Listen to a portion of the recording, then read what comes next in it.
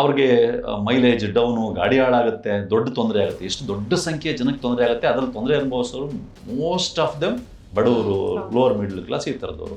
ನಾವು ಎಥನಾಲ್ನ ಪೆಟ್ರೋಲ್ಗೆ ಮಿಕ್ಸ್ ಮಾಡೋದ್ರಿಂದ ಏನಾಗುತ್ತೆ, ಉದಾಹರಣೆಗೆ 20% ಎಥನಾಲ್ ಮಿಕ್ಸ್ ಮಾಡ್ತಾ ಇದ್ದೀವಿ ಪೆಟ್ರೋಲ್. ಅಷ್ಟರ ಮಟ್ಟಿಗೆ ನಾವು ಕ್ರೂಡ್ ಪೆಟ್ರೋಲಿಯಂನ ಬೇರೆ ದೇಶಗಳಿಂದ ಇಂಪೋರ್ಟ್ ಮಾಡ್ಕೊಳ್ತೀವಲ್ಲ, ಅದನ್ನು ಅವಾಯ್ಡ್ ಮಾಡಬೇಕು. ಈಗ ಡಿಮಾನಿಟೈಸೇಷನ್ ಏನೇನೋ ಹೇಳಿದ್ರು, ಬ್ಲ್ಯಾಕ್ ಮನಿ ತರ್ತೀವಿ, ಕರಪ್ಷನ್ ಸ್ಟಾಪ್, ಟೆರರಿಸಮ್ ಸ್ಟಾಪ್, ಕೋಟಾ ನೋಟ್ ಸ್ಟಾಪ್ ಅಂತ ಏನೂ ಆಗಲಿಲ್ಲ. ಅದ್ರ ಬದಲು ಇಡೀ ದೇಶದ ಎಕಾನಮಿಗೆ ದೊಡ್ಡ ಏಟ್ ಬೀಳ್ತು. E20 ಪೆಟ್ರೋಲ್ ಬಂದಮೇಲೆ ಕೇಳಿದರು, ಈ ಥರ ಮೈಲೇಜ್ ಕಡಿಮೆ ಮತ್ತು ಗಾಡಿ ಡ್ಯಾಮೇಜ್ ಆಗ್ತಾ ಇದೆ ಅನ್ನೋ ಪ್ರಶ್ನೆಗಳು ಬರ್ತಾ ಇದೆ ಅಂದಾಗ ನಿತಿನ್ ಗಡ್ಕರಿ ಅವರು ಹೇಳಿದ್ದು.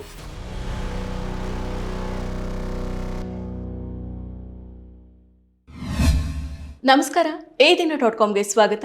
ನಾನು ಸಪನ.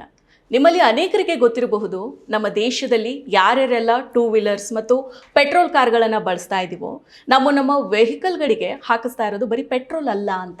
ಅಂದರೆ ನಮ್ಮ ವೆಹಿಕಲ್ಗಳಿಗೆ ಪೆಟ್ರೋಲ್ ಬ್ಯಾಂಕ್ಗಳಲ್ಲಿ ಪೆಟ್ರೋಲ್ ಹಾಕಿಸ್ತೀವಲ್ಲ, ಅದರಲ್ಲಿ 80% ಪೆಟ್ರೋಲ್ ಇದ್ದರೆ ಉಳಿದ 20% ಎಥನಾಲ್ ಇರುತ್ತೆ. ಇದನ್ನು E20 ಫ್ಯೂಯಲ್ ಅಂತಾನೂ ಕೂಡ ಕರೀತಾರೆ. ಹೌದು, ಕಳೆದ ಫೆಬ್ರವರಿಯಿಂದ ನಮ್ಮ ದೇಶದ ಯಾವುದೇ ಪೆಟ್ರೋಲ್ ಬಂಕ್ನಲ್ಲಿ ಪೆಟ್ರೋಲ್ ಹಾಕ್ಸಿದ್ರೂ ನಿಮಗೆ ಸಿಗೋದು E20 ಫ್ಯೂಯಲ್ ಮಾತ್ರ. ಈ ರೀತಿ 20% ಎಥನಾಲ್ ಮಿಕ್ಸ್ ಮಾಡ್ತಾ ಇರೋದ್ರಿಂದ ಪೊಲ್ಯೂಷನ್ ಕಡಿಮೆ ಆಗುತ್ತೆ ಅನ್ನೋದ್ರಿಂದ ಹಿಡಿದು ಹಲವು ಉಪಯೋಗಗಳು ಇವೆ ಅನ್ನೋದು ಸತ್ಯ ಆಗಿದ್ರೂ ಕೂಡ 20% ಎಥನಾಲ್ ಮಿಕ್ಸ್ ಮಾಡಿದ ಪೆಟ್ರೋಲ್ ಕೊಡೋಕೆ ಶುರು ಮಾಡಿದ್ಮೇಲೆ ಹಲವಾರು ಗಂಭೀರ ತೊಂದರೆಗಳು ಆಗ್ತಾ ಇದ್ದಾವೆ ಅನ್ನೋದು ದೊಡ್ಡ ವಿಷಯ. ಇದು ದೊಡ್ಡ ಮಟ್ಟದಲ್ಲಿ ಕೇಳಿಬರ್ತಾ ಇದೆ. ಹೀಗೆ ಎಥನಾಲ್ ಮಿಕ್ಸ್ ಪೆಟ್ರೋಲ್ ಬಳಸೋದ್ರಿಂದ ಅನುಕೂಲ ಮತ್ತು ಅನಾನುಕೂಲಗಳು ಯಾವುವು, ಈಗ E20 ಫ್ಯೂಯಲ್ನಿಂದ ಆಗ್ತಿದೆ ಅನ್ನೋ ತೊಂದರೆಗಳು ಯಾವುವು ಮತ್ತು ಅದಕ್ಕೆ ಪರಿಹಾರಗಳೇನು ಅನ್ನೋದನ್ನ ಇವತ್ತಿನ ಚರ್ಚೆಯಲ್ಲಿ ನಾವು ತಿಳಿದುಕೊಳ್ಳೋಣ. ಇದ್ರ ಬಗ್ಗೆ ಮಾತಾಡೋದಕ್ಕೆ, ಚರ್ಚೆ ಮಾಡೋದಕ್ಕೆ ನಮ್ಮ ಜೊತೆಗೆ ರಾಜಕೀಯ ವಿಶ್ಲೇಷಕರಾದ ಮತ್ತು ಈ ಹಿಂದೆ BIT ಅಂದ್ರೆ ಬ್ಯಾಂಗ್ಳೂರ್ ಇನ್ಸ್ಟಿಟ್ಯೂಟ್ ಆಫ್ ಟೆಕ್ನಾಲಜಿಯಲ್ಲಿ ಕೆಮಿಸ್ಟ್ರಿ ಪ್ರೊಫೆಸರ್ ಆಗಿದ್ದ ಡಾಕ್ಟರ್ ಬಸವರಾಜು BC ಅವರಿದ್ದಾರೆ. ಸರ್, ಕಾರ್ಯಕ್ರಮಕ್ಕೆ ಸ್ವಾಗತ. ಸರ್, ಈಗ ಮೊದಲು ಎಥನಾಲ್ ಅಂದ್ರೆ ಏನು? ಎಥನಾಲ್ ಅಂದರೆ ನಾವು ಅದನ್ನು ಕೆಮಿಕಲ್ ಲ್ಯಾಂಗ್ವೇಜಲ್ಲಿ, ಕೆಮಿಸ್ಟ್ರಿ ಲ್ಯಾಂಗ್ವೇಜಲ್ಲಿ ಈಥೈಲ್ ಆಲ್ಕೋಹಾಲ್ ಅಂತ ಕರಿತೀವಿ, ಎಥನಾಲ್ ಅಂತಲೂ ಕರಿತೀವಿ. ಅದು ಒಂದು class of organic compounds, alcohols. Chemical formula C2H5OH. ಈಗ ಈ ಈಥೈಲ್ ಆಲ್ಕೋಹಾಲ್ ಇದೆಯಲ್ಲ, ಇದು ಫ್ಯೂಯಲಾಗಿ ಮಾತ್ರ ಬಳಸೋದಲ್ಲ, ಇದನ್ನು ಈವನ್ ಆಲ್ಕೋಹಾಲಿಕ್ ಡ್ರಿಂಕ್ಸ್, ಅದು ವಿಸ್ಕಿ, ಬ್ರ್ಯಾಂಡಿ, ಬಿಯರ್, ವೈನ್, ಈ ಥರ ಎಲ್ಲದರಲ್ಲೂ ಇರುವಂಥ ಇಂಗ್ರೀಡಿಯೆಂಟೇ ಈಥೈಲ್ ಆಲ್ಕೋಹಾಲ್. ಈಥೈಲ್ ಆಲ್ಕೋಹಾಲ್ನ ಮುಖ್ಯವಾಗಿ ನಾವು ಯಾವುದೇ ಒಂದು ಪ್ಲ್ಯಾಂಟ್ ಬೇಸ್ಡ್ ರಿಸೋರ್ಸಿಂದ, ಅದು ಕಬ್ಬಾಗಿರ್ಬೋದು, ಮುಸ್ಕಿನ ಜೋಳ ಆಗಿರ್ಬೋದು, ಅಕ್ಕಿ ಆಗಿರ್ಬೋದು, ಈವನ್ ಈ ಥರ ಪ್ಲ್ಯಾಂಟ್ ಬೇಸ್ಡ್ ರಿಸೋರ್ಸಸ್ ಏನಿರುತ್ತೆ ಅದರಲ್ಲಿರೋ ಕಾರ್ಬೋಹೈಡ್ರೇಟ್ಸ್ನ ಫರ್ಮೆಂಟೇಷನ್ ಮಾಡೋದ್ರ ಮೂಲಕ ಎಥನಾಲ್ನ ಅಥವಾ ಈಥೈಲ್ ಆಲ್ಕೋಹಾಲ್ನ ಪ್ರೊಡಕ್ಷನ್ ಮಾಡ್ತಾರೆ. ಸೊ ಈ ಈಥೈಲ್ ಆಲ್ಕೋಹಾಲ್ ಇದೆಯಲ್ಲ, ಅದನ್ನು ಯಾವುದೇ ಪ್ಲ್ಯಾಂಟ್ ರಿಸೋರ್ಸ್, ಅಂದರೆ ಅದು ಆಗಲೇ ಹೇಳ್ದಂಗೆ ಕಬ್ಬು, ಮುಸ್ಕಿನ ಜೋಳ, ಅಕ್ಕಿ, ಇನ್ಯಾವುದೇ ಕಾಳುಗಳು ಅಥವಾ ಹಣ್ಣು, ಈಗ ವೈನ್ ಮಾಡ್ತಾರಲ್ಲ, ಈ ದ್ರಾಕ್ಷಿ ಅಥವಾ ಬೇರೆ ಹಣ್ಣುಗಳನ್ನ ಬಳಸಿ, ಹೂವಿನ ಪಕಡೆಗಳನ್ನ ಬಳಸಿ ವೈನ್ ಮಾಡ್ತಾರೆ. ಈಗ ಗುಲಾಬಿ ಹೂವಿನ ಪಕಡೆ ಇರ್ಬೋದು ಅಥವಾ ದಾಸವಾಳದ ಹೂವಿನ ಪಕಡೆ, ಎಲ್ಲ ಪ್ರೋಸೆಸ್ ಇಷ್ಟೇ. ಅದನ್ನು ಫರ್ಮೆಂಟೇಷನ್ ಮಾಡೋದ್ರ ಮೂಲಕ ಈಥೈಲ್ ಆಲ್ಕೋಹಾಲ್ನ ಪ್ರೊಡಕ್ಷನ್ ಮಾಡ್ತಾರೆ. ಸೊ ಒಟ್ಟಾರೆಯಾಗಿ ಎಥನಾಲ್ ಅಥವಾ ಈಥೈಲ್ ಆಲ್ಕೋಹಾಲು ಒಂದು ಆಲ್ಕೋಹಾಲ್, ಅದನ್ನು ಪ್ಲ್ಯಾಂಟ್ ಬೇಸ್ಡ್ ರಿಸೋರ್ಸಸ್ಸಿಂದ ಪ್ರೊಡಕ್ಷನ್ ಮಾಡ್ತಾರೆ. ಓಕೆ, ಈಗ ಪೆಟ್ರೋಲ್ ಜೊತೆಗೆ ಎಥನಾಲ್ ಅನ್ನ ಮಿಕ್ಸ್ ಮಾಡೋದು ಭಾರತದಲ್ಲಿ ಯಾವಾಗ ಸ್ಟಾರ್ಟ್ ಆಯಿತು, ಮತ್ತೆ ಅದು E5 ಇಂದ E20ಗೆ ತಲುಪಿದ್ರ ಬಗ್ಗೆ, ಅದ್ರ ಬಗ್ಗೆ ಹೇಳಿ. ಇಂಡಿಯಾದಲ್ಲಿ 2003ನೇ ಇಸ್ವಿನಲ್ಲಿ ಮೊದಲನೇದಾಗಿ ಅಧಿಕೃತವಾಗಿ 5% ಈಥೈಲ್ ಆಲ್ಕೋಹಾಲ್ನ ಅಥವಾ ಎಥನಾಲ್ನ ಪೆಟ್ರೋಲಿಗೆ ಮಿಕ್ಸ್ ಮಾಡಬೇಕು. ಅಂದರೆ 1 ಲೀಟ್ರ್ ಪೆಟ್ರೋಲ್ ಅಂತ ನಾವು ತೊಗೊಂಡ್ರೆ ಅದರಲ್ಲಿ 950 ml ಪೆಟ್ರೋಲು, 50 ml ಎಥನಾಲ್. ಇದು 2003ರಲ್ಲಿ ಶುರು ಮಾಡಿದ್ರು. ಅದು ಎಲ್ಲ ಕಡೆ ಶುರು ಮಾಡಲಿಲ್ಲ, 9 ರಾಜ್ಯಗಳಲ್ಲಿ ಶುರು ಮಾಡಿದ್ರು. ನಿಧಾನಕ್ಕೆ ಅದು ಇಂಪ್ಲಿಮೆಂಟ್ ಆಯ್ತಾ ಬಂತು. 2014ರಷ್ಟೊತ್ತಿಗೆ ಆ್ಯಾವ್ರೇಜ್ ಆಗಿ ತೊಗೊಂಡ್ರೆ 1.5% ಅಷ್ಟೇ ಮಿಕ್ಸ್ ಆಗ್ತಿದ್ದಿತ್ತು. 2014ನೇ ಇಸ್ವಿ ಆದಮೇಲೆ ಎಥನಾಲ್ನ ಪೆಟ್ರೋಲ್ ಜೊತೆ ಮಿಕ್ಸ್ ಮಾಡುವಂಥ ಪ್ರೋಸೆಸ್ಸು ವೇಗ ಪಡೆದುಕೊಳ್ತು. 2022ನೇ ಇಸ್ವಿನಲ್ಲಿ ಥ್ರೂಔಟ್ ಇಂಡಿಯಾ 10% ಎಥನಾಲ್ನ ಪೆಟ್ರೋಲಿಗೆ ಮಿಕ್ಸ್ ಮಾಡ್ತಿದ್ರು. ಅಂದರೆ E10 ಅಂತ ಕರಿತೀವಿ, ಅದನ್ನ E10 ಫ್ಯೂಯಲ್ ಅಂತ ಕರಿತೀವಿ, ಅಥವಾ E10 ಪೆಟ್ರೋಲ್ ಅಂತಲೂ ಕರಿಬೋದೇನೋ. ಸೊ 2022ನೇ ಇಸ್ವಿಲಿ ಥ್ರೂಔಟ್ ಇಂಡಿಯಾ ಅಲ್ಲಿಂದ ಆಚೆಗೆ E10 ಪೆಟ್ರೋಲ್ 10%. ಅದಾದಮೇಲೆ 2030ನೇ ಇಸ್ವಿ ಅಷ್ಟೊತ್ತಿಗೆ throughout India 20% ethyl alcohol mix ಮಾಡಿದಂಥ ಪೆಟ್ರೋಲ್ನ ಮಾರಬೇಕು, ಪ್ರೊಡಕ್ಷನ್ ಮಾಡಬೇಕು ಅಂತ ಗುರಿ ಹಾಕ್ಕೊಳ್ಳಲಾಗಿತ್ತು. ಆದರೆ ಅದನ್ನು 5 ವರ್ಷ ಮುಂಚೆನೇ ಆ ಗುರಿಯನ್ನು ಅಚೀವ್ ಮಾಡಿ 2025ರ ಫೆಬ್ರವರಿಯಿಂದ ಥ್ರೂಔಟ್ ಇಂಡಿಯಾ 20% ಈಥಿಲ್ ಆಲ್ಕೋಹಾಲ್ನ ಮಿಕ್ಸ್ ಮಾಡಿದಂಥ ಪೆಟ್ರೋಲ್ ಸಿಗ್ತಾ ಇರ್ತಕ್ಕಂಥದ್ದು. ಈಗ ನೀವು ಯಾವುದೇ ಪೆಟ್ರೋಲ್ ಬಂಕ್ ಹೋದ್ರು ಇಂಡಿಯಾದಲ್ಲಿ ನಿಮಗೆ ಸಿಗ್ತಾ ಇರ್ತಕ್ಕಂಥದ್ದು ಪೆಟ್ರೋಲ್, ಬರೀ ಪೆಟ್ರೋಲ್ ಅಲ್ಲ, 20% ಈಥಿಲ್ ಆಲ್ಕೋಹಾಲ್ ಮಿಕ್ಸ್ ಮಾಡಿದಂಥ ಪೆಟ್ರೋಲ್ ನಿಮಗೆ ಸಿಗ್ತಾ ಇರ್ತಕ್ಕಂಥದ್ದು. ಅಂದರೆ E20 ಫ್ಯೂಯಲ್ಲೇ ನಾವೆಲ್ಲರೂ ಈಗ ಬಳಸ್ತಾ ಇರ್ತಕ್ಕಂಥದ್ದು. ಓಕೆ, ಈಗ ಭಾರತದಲ್ಲಿ ಈಗ ಪೆಟ್ರೋಲ್ ಜೊತೆಗೆ ಎಥನಾಲ್ ಅನ್ನ ಮಿಕ್ಸ್ ಮಾಡ್ತಿರೋ ಹಾಗೇನೆ ಬೇರೆ ಬೇರೆ ಯಾವ ದೇಶಗಳಲ್ಲಿ ಈ ರೀತಿ ಮಿಕ್ಸ್ ಮಾಡ್ತಾ ಇದ್ದಾರೆ? ಆ್ಯಕ್ಚುಲಿ ಭಾರತ ಸ್ವಲ್ಪ ಲೇಟಾಗಿ ಎಂಟರ್ ಆಯಿತು ಅಂತ ಹೇಳ್ಬೋದು. ಇದರಲ್ಲಿ ತುಂಬ ಮೊದಲೇ ಇದನ್ನು ಶುರು ಮಾಡಿದ್ದು ಬ್ರೆಜಿಲ್. ಬ್ರೆಜಿಲ್ನಲ್ಲಿ ನೀರಿನ ಲಭ್ಯತೆ ಜಾಸ್ತಿ ಆಗಿದ್ದ ಕಾರಣಕ್ಕೂ, ಹಾಗಾಗಿ ಅಲ್ಲಿ ಕಬ್ಬು ಹೆಚ್ಚಿನ ಮಟ್ಟದಲ್ಲಿ ಬೆಳೀತಾ ಇದ್ದ ಕಾರಣಕ್ಕೂ ಇರಬಹುದು 1970ಸಲ್ಲೇ ಬ್ರೆಜಿಲಲ್ಲಿ ಶುರು ಮಾಡಿದ್ರು ಈಥಿಲ್ ಆಲ್ಕೋಹಾಲ್ನ ಅಥವಾ ಎಥನಾಲ್ನ ಪೆಟ್ರೋಲಿಗೆ ಮಿಕ್ಸ್ ಮಾಡಿ ಬಳಸಲಿಕ್ಕೆ. ಅದಾದ ಮೇಲೆ ಬೇರೆ ಬೇರೆ ದೇಶಗಳಲ್ಲೂ ಕೂಡ ಬಳಸ್ತಾ ಇದ್ದಾರೆ. ಅಮೆರಿಕದಲ್ಲಿ ಬಳಸ್ತಾರೆ, ಯುರೋಪಲ್ಲಿ, ಕೆನಡಾ, ಈ ರೀತಿ ಅನೇಕ ದೇಶಗಳಲ್ಲಿ ಬಳಸ್ತಾ ಇದ್ದಾರೆ. ಓಕೆ, ಈಗ ಹೀಗೆ ಪೆಟ್ರೋಲ್ ಜೊತೆಗೆ ಎಥನಾಲ್ನ ಮಿಕ್ಸ್ ಮಾಡೋದ್ರಿಂದ ಆಗೋ ಅನುಕೂಲಗಳೇನು? ಅನುಕೂಲಗಳು ಅಂತ ಬಂದಾಗ ಒಂದು 3-4 ಮುಖ್ಯ ಅನುಕೂಲಗಳಿದೆ. ಮೊದಲನೇದಾಗಿ ಏನು ಅಂತಂದರೆ, ನಾವು ಎಥನಾಲ್ನ ಪೆಟ್ರೋಲ್ಗೆ ಮಿಕ್ಸ್ ಮಾಡೋದ್ರಿಂದ ಏನಾಗುತ್ತೆ, ಉದಾಹರಣೆಗೆ 20% ಎಥನಾಲ್ ಮಿಕ್ಸ್ ಮಾಡ್ತಾ ಇದ್ದೀವಿ ಪೆಟ್ರೋಲ್. ಅಷ್ಟರ ಮಟ್ಟಿಗೆ ನಾವು ಕ್ರೂಡ್ ಪೆಟ್ರೋಲಿಯಂನ ಬೇರೆ ದೇಶಗಳಿಂದ ಇಂಪೋರ್ಟ್ ಮಾಡ್ಕೊಳ್ತೀವಲ್ಲ, ಅದನ್ನು ಅವಾಯ್ಡ್ ಮಾಡಬಹುದು.